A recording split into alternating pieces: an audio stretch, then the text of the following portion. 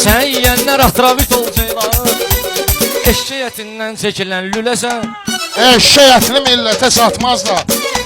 Eşşəkdən bətərdir eşşəyi kəsən. Mələ ölməmişəm deyir xiridar. Bir də bu kişidən gələcək görəsən. Şəhid mübariz kimi oğlanlar. Olmasalar nə mən olaram nə desən. Soruşdu oğlum haradır Qarabağ.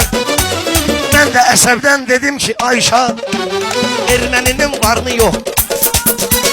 Sərdən başlamısan nə olub nə olub. Oğlum ol.